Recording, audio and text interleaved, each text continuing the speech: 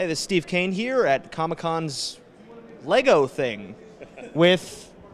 Brett Berland. Tell me what this is all about. Well, we're part of the New York Lego user group, which is I Love New York. That's the name of our group. And Lego about 2 months ago came to us and asked our user group if we wanted to do a big layout with their 4 major themes. We'll be back. No problem. So we were like, Comic-Con, are you kidding me? No chance we wouldn't do it, you know? So we got started on it immediately. And we did get some support from Lego. They sent us pieces that we needed immediately to finish the build. And we did the 4 major themes. We have on the one side of the table, we have Lord of the Rings layout, which starts out with the Shire. And as you come across, we have the mountain pass scene. And then it breaks down into, I think, one of the best pieces of the display, which is the Helm's Deep, the Battle of Helm's Deep. A lot of people do this with Lego. But with the scale and the size that we had to do it, this kid nailed it. This part of the layout was ran by the team of Mike Bader. Mike Bader is one of the founding members of I Love New York. So he started this whole layout on his own with the team that he selected from the members of I Love New York. We have a group now of about maybe 25 members, 26 members. We were only 2 years young in the group. So yeah, it's growing. I mean, when we started, we only had about 10 core members, so now it's like 25 a year and a half later. It's growing. Our name's getting out there because we're doing such big work.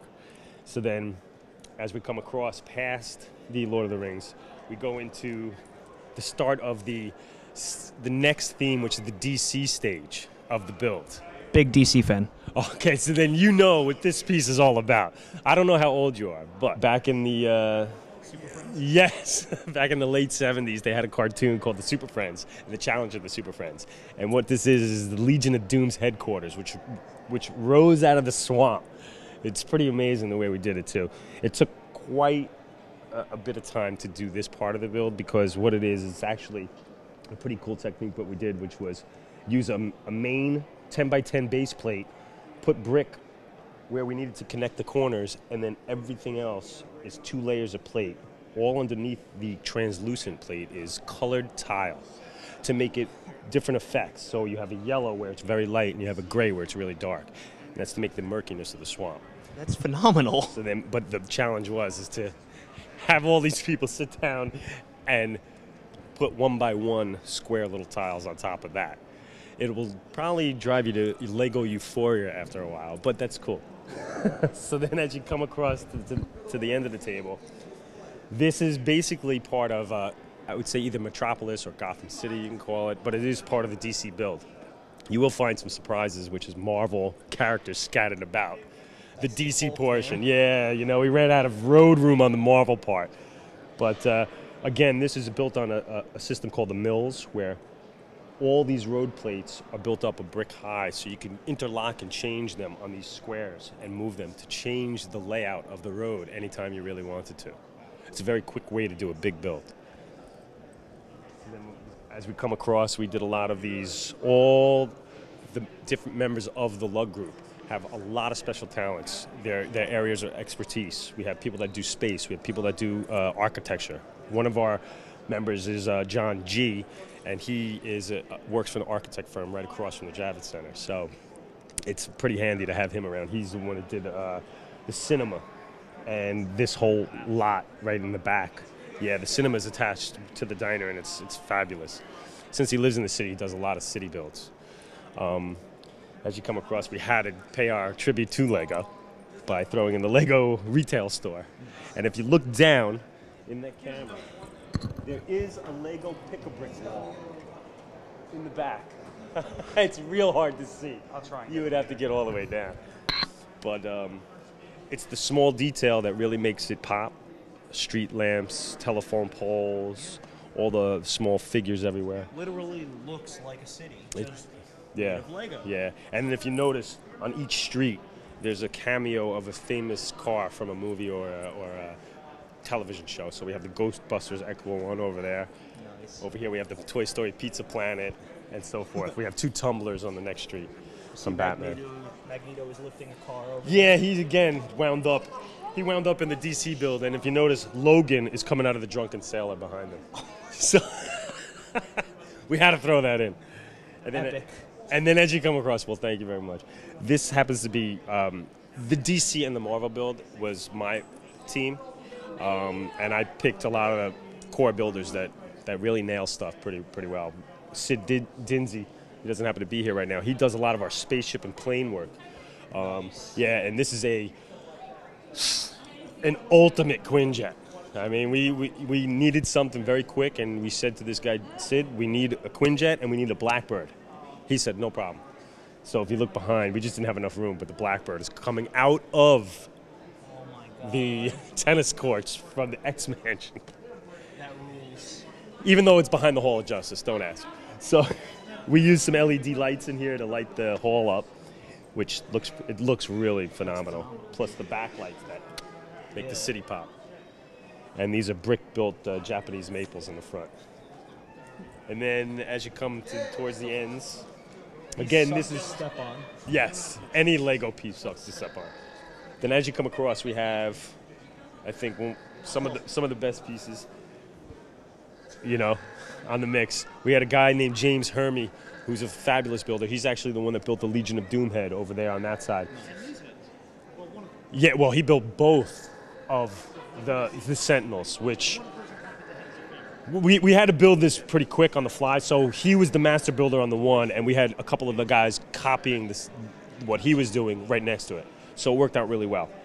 But then we had an idea to chop off the head of one of the Sentinels and throw Wolverine up on the top of the shoulder. That's cool. It's a classic shot. Then you come across to the X-Mansion, and what this build does is actually easy to transport because we build it modular where you can actually separate the two sections for easy package and storage. The Shield helicopter. What continuity is this? Marvel or Ultimate? It's a Marvel. It's based off more of the Avengers movie. Same thing. Which didn't know what continuity it was. Yeah, it was kind of a cross. Gotcha. So. Which can be cool. You take the best of all. Yeah, I think so. Well, we did see a preview of the Iron Man 3 this morning at the retailer breakfast. Wow. That's all I can say is wow. The Mandarin is sick. Nice. Wow. And then here we have, of course, one of the best builds on the display. Oh my God! This look at that team detail. was Oh yeah. Will. How are you? He headed this portion of the build, and this was the Long Island contingent. So a lot of guys were going out here and building out in Long Island for this. They had a great idea, and they wanted to do a trench scene. And all of the scenes, the little vignettes that are in there that you see, are interchangeable. They have different ones for each day of the show they're going to pop in. So it's always good to come back to one of our displays because we constantly are changing things and scenes that are going on the build. And as you come, and there's some really, really funny ones. Bill Murphy happens to be proud of a lot of his theme builds inside there, especially what is going on. This would be. This is the Imperial Friends Troopers of the Empire. Everyone knows them. As Friends mini dolls grow up, they, if they're lucky, can attend one of the Imperial military academies and be promoted to Friends. However, not everybody can be an elite Friends Trooper. How long did you work on that? 5 minutes? Yes. You had a rough childhood, didn't you? He is a master builder. I mean the speech. Oh. And as we go into the end, My entire life. we have the rest of Hoth. So it turned from that, which is, the Death Star scene, into the Hoth planet scene. Now, again, like I said in the beginning of the interview, we had to allocate a lot more space for this build. So we had to cut a whole bunch of things out. We cut 2 scenes out of the Lord of the Rings because we didn't have enough space. A lot of that was the last thing to be built, so it was this. We had a 7-foot Endor section that we had, which was fabulous, but it was the hardest thing to transport. So we opted out to not take it. And then this is probably one of the best features on the build, which happens to be it's a beautiful piece of engineering what they did. We needed motion. We needed motion because motion always captures the eye, makes people really love it. Just because we're into Is the ion cannon loaded? What was that? Can we get that cannon to? Yeah, it's moving very slowly right now. So we have motion on both 2 sections of this, which is the iron cannon is moving. Are you trying we're having a little bit of a problem with it right now. But then, of course, this brilliant piece of engineering, which is the snow speeder scene, going around and around. That's cool. The only thing we couldn't figure out is how to attach a cable line to that and keep it going. I spent many I'm nights sure we just tried thinking doing about that. it. But, of course, we have a Lexbot that's sneaking into the build again. Yeah, I saw that. That's the one good thing about the Lug Group is that it's open season when it comes to different Oh, themes. absolutely. Like the fisherman that's sitting on top of the Millennium Falcon, or the space freaks that put space inside the swamp. If you go take another look, you'll It's see on it it's on printed the back of in the swamp. it's on the back of the Legion of Doom building too. Oh, great. See what I mean? You can never turn your back on these guys. No, you can't. But there you go. That is our I Love New York tour. And again, I'm Brett Berland for I Love New York.